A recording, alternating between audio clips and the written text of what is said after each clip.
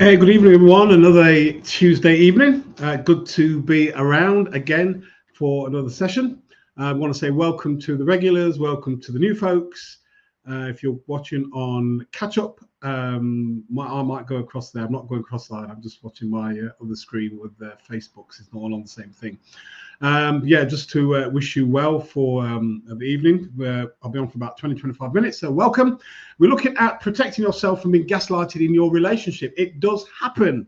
There's lots of other gaslighting that takes place, which I'll be looking at over the next few weeks, possibly. Let's just see how this kind of pans out. So I want to get straight to it. So we're looking at gaslighting in your intimate or romantic relationships, and let me just offer a definition of what gaslighting is. It occurs in an intimate relationship when a partner repeatedly undermines and distorts their partner's reality by lying, denying facts, denying the situation around them, or they deny their partner's feelings and needs. The consequence, of course, for the partner, the gaslightee, is the consequence, of course, will be low self-esteem, poor mental health, and a whole range of other things, not trusting their perception of reality and so forth, which leads to significant mental illness. My name is Delroy Hall. I'm a trained psychotherapist with over 30 years experience, trainer and teacher. And so we're going through some information tonight regards, let me just have a quick look. Yeah, no comments at the moment as regards gaslighting. So I've already said what the definition of gaslighting is. And it happens also in workplaces, intimate relationships, and other places as well. So for me, as I've kind of looked at this topic, it also means for me that your self-protection is a non-negotiable. If you're in an intimate relationship and you're being gaslighted, you really do need to protect yourself. It is better that you protect yourself, you stand up to what's taking place, as opposed to the consequences of long-term mental illness, poor self-esteem, of which people who've experienced it, you can slip into it, but you don't slip out of it. It takes time. So just wanting to let you know that you can protect yourself. It's really important, because the whole thing about protecting your sanity and your perception of reality is absolutely crucial to your sense of well-being. So one of the things that you can do, because normally I kind of go into a bit of a thing about what it is and the impact, but I think last week I looked at spotting the signs of gaslighting, and those of you who shared and asked for it, thank you for that and sharing it with individuals. But also one of the things that you can do, and I'd really encourage you to do that, record everything that's said. You might not be able to do it in the moment, but once an incident has happened, I'll be showing how we can deal with the incidents. Record what's taken place. That's really important. Write it down. That's incredibly important. There's somebody, I can't remember, I don't think his wife was gaslighting him, but she was really pulling some stories. So what he did when he heard stuff from her, he'd get his phone out and said, "Can you say this again for the phone?"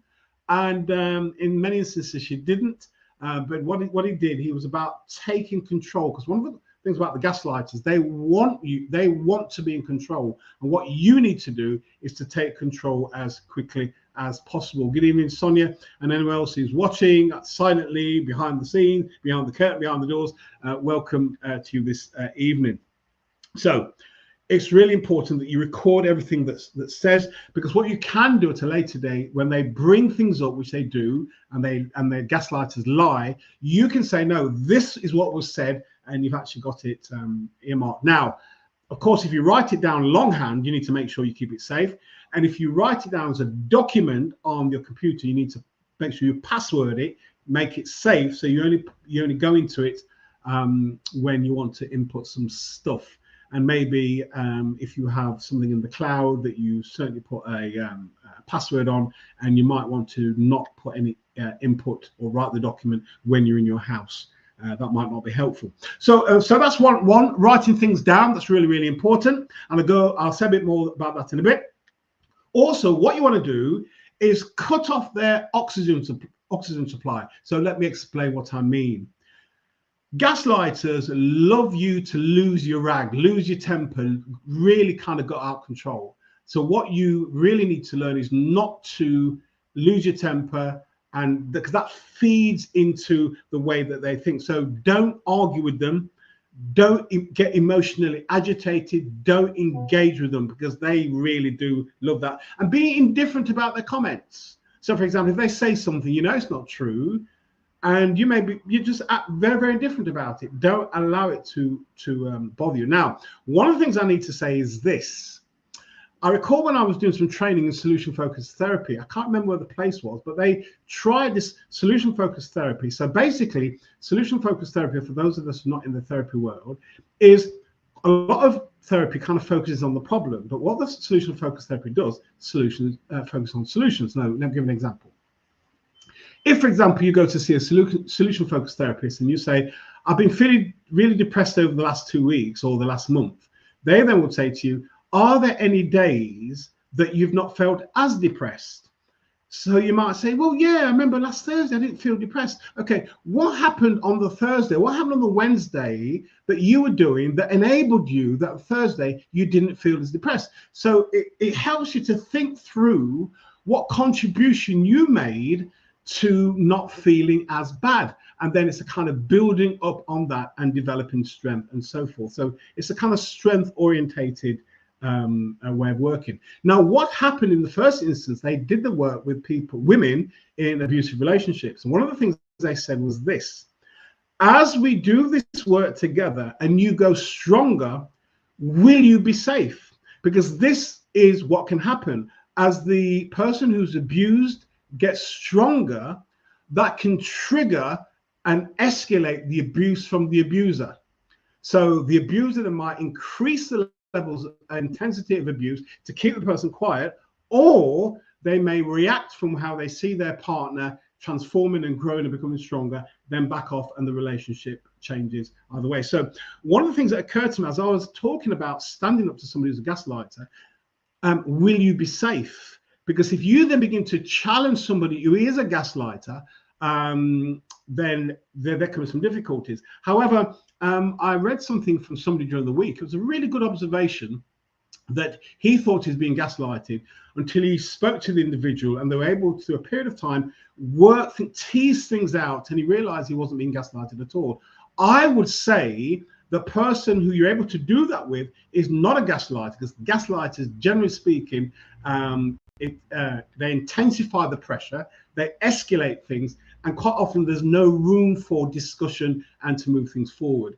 And quite often there's a manipulative agenda that's there to kind of push you into the corner. So one of the things I used to do, it wasn't gaslighting, but something you can do. If you know that somebody's going to come with their tricks, what I would say to you is simply this. Rehearse in your mind how you might respond. And I may have shared in one of the sessions quite some time ago, there was a particular meeting I had, and every 10-15 minutes I knew I was going to get a rough ride from a particular individual. So what I did in terms of my proper preparation, I prepared the material, but in my mind I prepared that I would have a massive onslaught from him, and I would manage myself really calmly and effectively. And it worked. So if you're there, I know someone's on Facebook. If you're on LinkedIn, give us a shout. If you're on Facebook, give us a shout, just to make sure that someone, just say hi. You don't need to say any more than that. And if you've got a question or a comment that you want to make during this session, please feel free to do so, as long as it's relevant to this text. I think I had somebody last week, I think, just been a bit of nonsense, really, being a bit of an idiot. But anyway, the person was soon moved off pretty quickly. So cut off their oxygen supply. That's really important. Thank you, sound engineer. So one of the things, of course, the other thing you can do is when they start with their antics, be very calm. Maybe difficult, and you may want to say very, very calmly, oh, we seem to have different understanding about a situation that happened. This is how you understand, but this is my recollection. Be very calm. And it might mean you have to know this is my understanding of what happened. Be very calm. Now, behind closed doors, when that episode is gone, you might want to F and Jeff and do what you want to do. But in that moment, what you're doing is wanting to remain in control. And what you want to do, you want to cut off their oxygen supply. oxygen supply. Because if you start saying to a gaslighter that he or she is lying and you fundamentally disagree, all that does, it just ups the ante and they put more pressure on you. So calmly, we seem to remember things differently. This is our understanding, and you leave it at that. Don't get into an argument with them. Don't try to prove a point and all that type of thing, but do what you need to do. So I want to just offer a bit of a commercial break here. I don't know if anybody's on Facebook. I'm not too sure, but if somebody can just say hi. I'm not too sure what's happening on Facebook, and I think I might go down the road of not even bothering with it and just focus on LinkedIn and YouTube far better. So if you want further conversation, please contact me after the session on Messenger. Please DM me, and one or two you have done, and we're certainly developing an ongoing relationship. Some of the stuff is through LinkedIn, some work from that. But also I'd like to say something else, which I think is really important with this gaslighting relationship. This is a question I'd like to ask you. If you're in a relationship and you're being gaslighted in the relationship, is this the first time it's happened, or is this been happening consistently over the last few years? If this is the first time, then some of the things I'm sharing then is to make sure that it doesn't keep repeating and you handle yourself well. Of course, I said that last week that sometimes you get to a place where the only wise and safest thing to do is to leave the relationship. However, if this has been a regular pattern in all your relationships, I would like to suggest to you, it is not the gaslighter, it's you who somehow, I'm not blaming you, I'm not saying it's your fault, but somehow you're ending up in relationships whereby you're not being treated well. That's something I've worked with over the decades as a therapist, working with individuals who've had successive relationships. They usually start the same way, they pan out the same way, and they end the same way. And the thing is, there's a pattern that's being played out by you. And what happens, you're not seeing the pattern. If you're not seeing the pattern, you can't change it.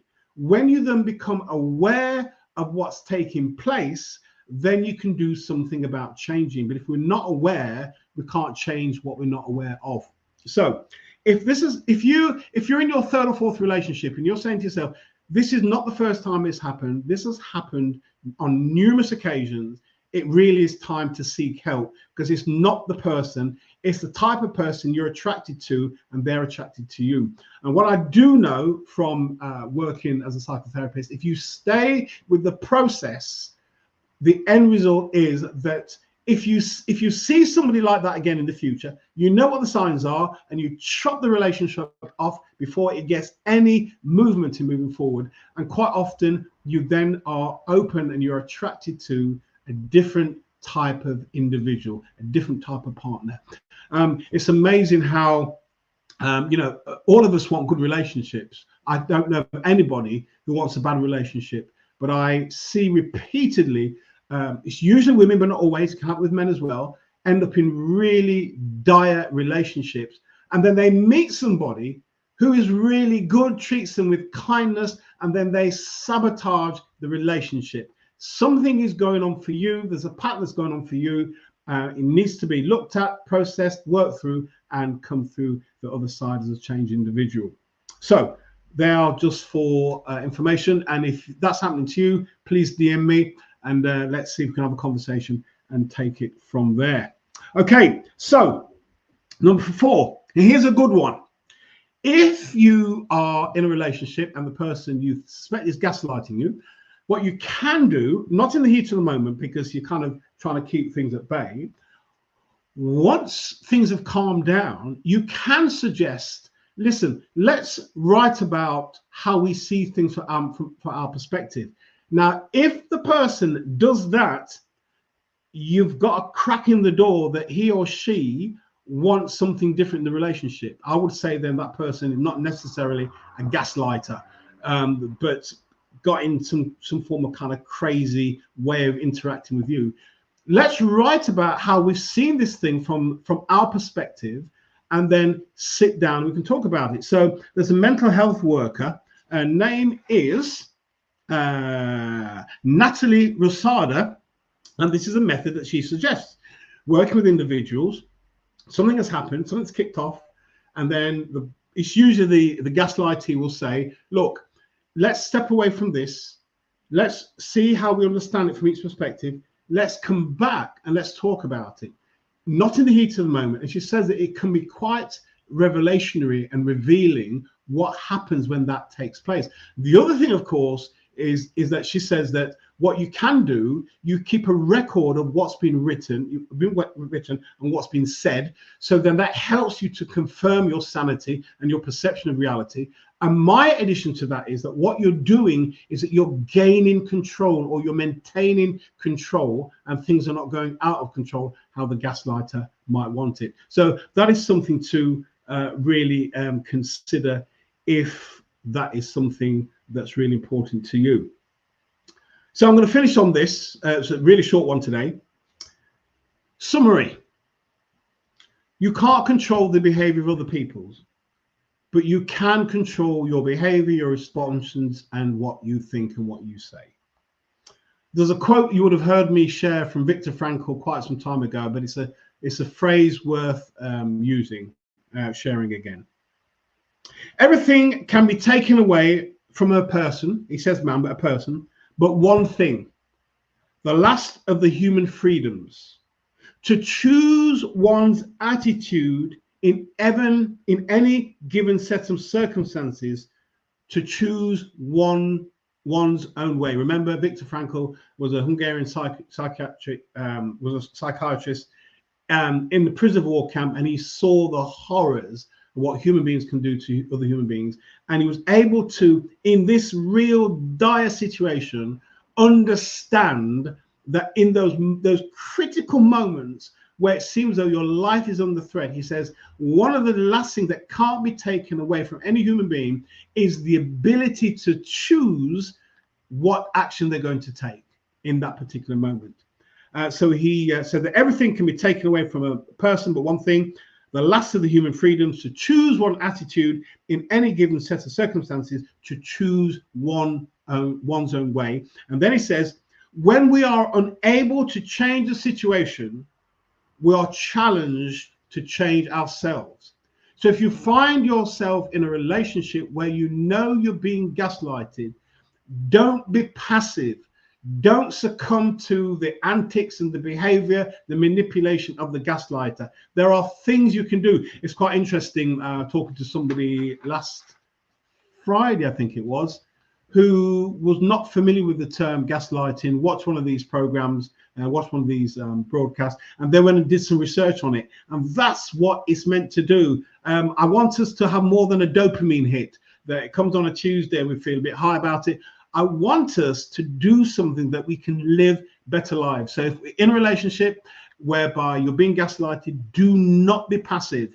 Your passivity will lead to your deterioration of mental and physical well-being. And those I know who have been gaslighted, I can't think of one person. There could, I'm sure there are, but those who've experienced either moral injury or Darvo, which I spoke about some time ago, or gaslighting, 10, 15 years on, they remember the impact it's had on them. We don't walk away from these forms of trauma. It's not a case of redox bath, few meditation sessions, and we sorted and we never remember it again. It really can take a toll. So I would really encourage us, be courageous, find strength from somewhere. There's far more other ways of kind of protecting ourselves. I've just mentioned some this evening. I might mention some more next week. But the way of protecting ourselves is absolutely crucial. And as I ended last week, I'll end tonight well the same way. That for some people, the way out of the relation, the way to deal with the relationship, if there's no movement in it, and the person who's gaslighting you, there's no movement in terms of moving forward in the relationship. The only thing you have to do is to leave. If you're going to stay, you're going to have some serious strategies so that you're not kind of swept away with the person's gaslighting.